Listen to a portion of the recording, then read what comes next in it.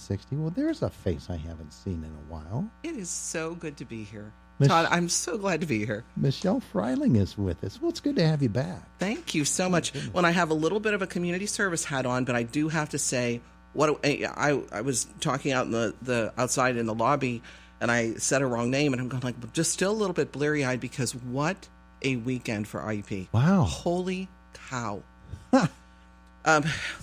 First we had the Friday night celebration of philanthropy, and as you know, we announced that we were at $53 million raised toward a $75 million campaign. Not bad. The final gift that matches the DGS requirement, the Department of General Services requirement to move forward with the new science building. So watch for construction about 2020. Mm-hmm. And then a $23 million gift from the Kopcheks. And that's the largest gift in IEP history, the largest one-time gift in IEP history. And it really will be, these aren't my words, but it's the president's word, and it's the best word I can think of is transformative. The Kopcheks stood up and told their story about how they never imagined. I mean, they're little coal miner families, from Sagamore and from Indiana, first-generation college students, and they made their fortune. And but more importantly, they just felt like it was really essential to give back to help other students realize their potential, because their gifts are going to be very student-centric. And while they'll be used for things in the building, it's going to be about enhancements in the new science building. And they're just incredible people, all of them. The Medias, the Sekas, all the Kopcheks, all of them.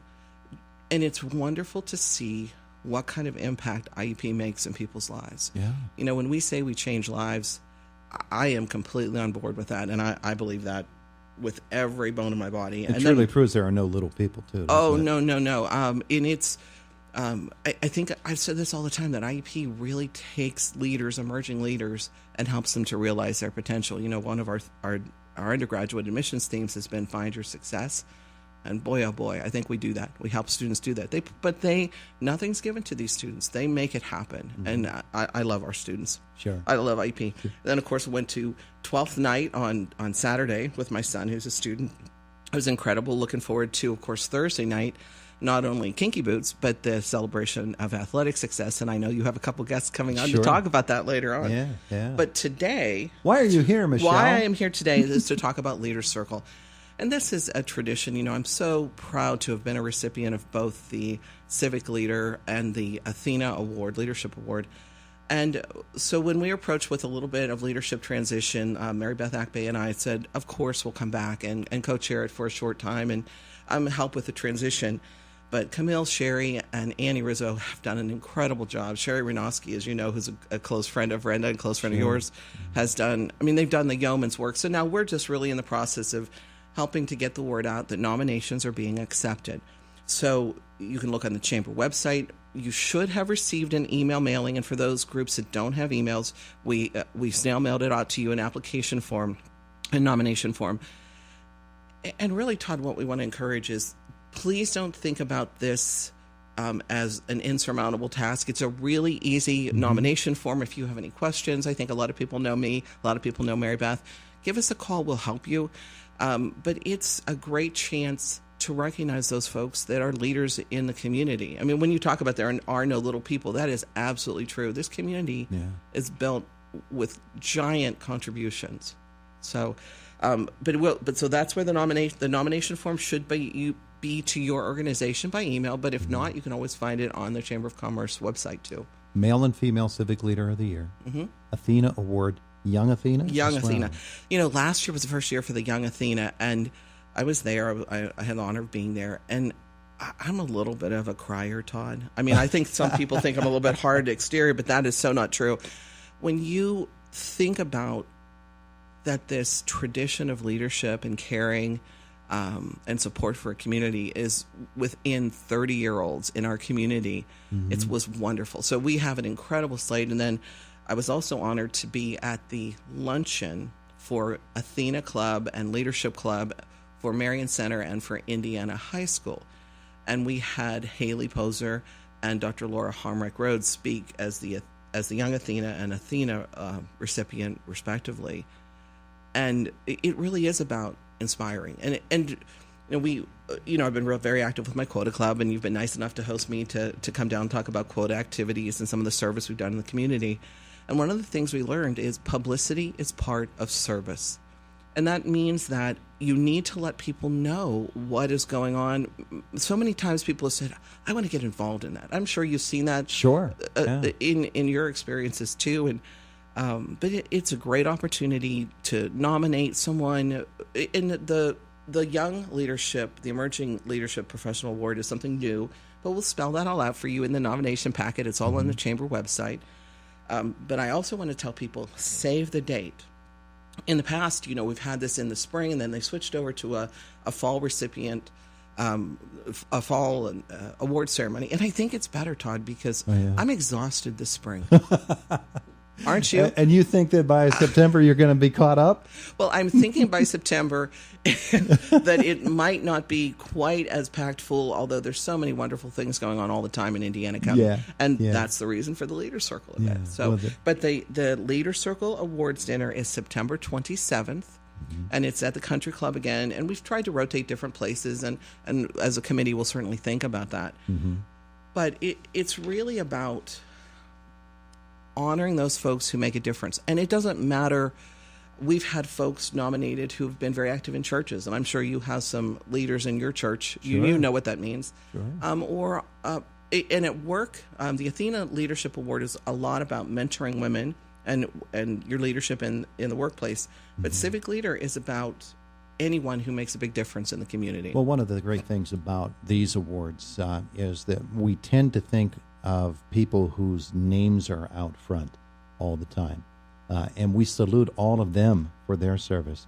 But behind them are an army of people who are making a difference in the community. And it's all about them as much as it is about the people who might be the face of an organization, who might be the people who are seen as, okay, this is their organization and they're running it. Well, yeah, but organization implies that there are other people involved. Well, that is an extremely good point. And we all know those people that are the behind-the-scenes people.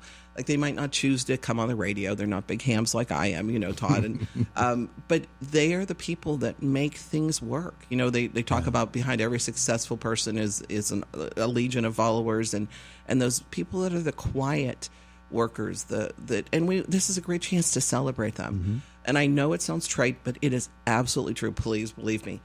It is an honor to be nominated. And to nominate someone who is deserving, not only does it bring honor to them, but it also brings some recognition to the causes that they support. Sure. And that's very important to do. Yeah. Okay, so the event is in September. However, now is when the nominations are being solicited. That's right. We have a deadline of July. Let me see here.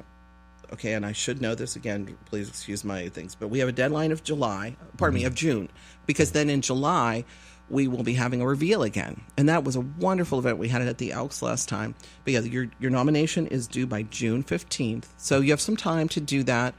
And we will do everything we can to help you so that it doesn't seem intimidating or doesn't seem insurmountable. We'll have folks write the bios again. We have a professional writer on board that will write the bios for the Indiana Gazette. Salute to community service tab, so you don't have to worry about that. It's really just about submitting that nominee and that nomination form, and it spells it all out, but it's June 15th. Excuse me for stumbling on the date. And then in July, we're looking forward to having a reveal of all the nominees. And we'll probably do it, we haven't exactly nailed down that time, but we are really thinking we'll do it in conjunction with the Chamber After Hours event, because the Chamber's been a very big supporter of this. So you can visit the Indiana County Chamber of Commerce website. Absolutely. And you can also look at the Leader Circle Facebook page. You can do Leader Circle of Indiana County Facebook page. I know a lot of people like to get some information from that, but the Chamber's website, if you don't have a nomination form, if something happened and your organization was missed, we had a list of about 75 organizations, anyone who has nominated in the past, anybody who is listed as an organization here in Indiana County. So if you haven't received that, you can certainly contact the Indiana County Leader Circle at gmail.com. I know that's a very long email, but we'll be checking that email. You can look at the Chamber website or just send an email to the Chamber or to the Indiana County Leader Circle at gmail.com, and we'll be glad to get you out a packet. But you have some time, but don't let it go by, because I know a lot of civic clubs or organizations, sometimes they take a little bit of a summer break. So we're hoping you can do this and decide on your nominee before some of you might take a summer break. So you have it in by June 15th. Yeah, and that's an important point, too, is that it is the membership in some of these organizations that can say to themselves, Absolutely. hey, this is the person we want to have put before the board. Absolutely. And you can nominate as an individual. I mean, Todd, you may choose to nominate someone. You're more than welcome to do that. A business can nominate. An organization can nominate. A church can nominate. It's really, I think there's very few lines that we draw. We just ask that you not be running for political office and be a nominee, and that you not be on the leader circle. But, that's certainly, I think there's many, many leaders out there that don't fit into any of those two categories. But one of the things we'll also be doing is bringing in some new energy by asking the award recipients from each of the years to serve then on the Leader Circle board, but only for a minimum of 3 years. I know how we don't want you to be an indentured servant, we promise. But I think we've done some great things, and not we, I must say the committee, and again led by Camille Sherry and Annie Rizzo, have done an incredible job in kind of streamlining this whole process and deciding that maybe a fall award ceremony was a better fit than spring. So they've done an incredible job. She's Michelle Fryling. She will not be exhausted in September. I can't promise that, but I can tell you I will be excited for this event in September. And again, the email is very simple, Indiana County Leader Circle @gmail.com. You can't get any simpler than that. Thank you, Michelle. Chamber website. Thank you so much for having us. We look forward to talking about Leader Circle as we get a little closer to the date, June 15th. September 27th is the event. Thank you, dear. Thank you.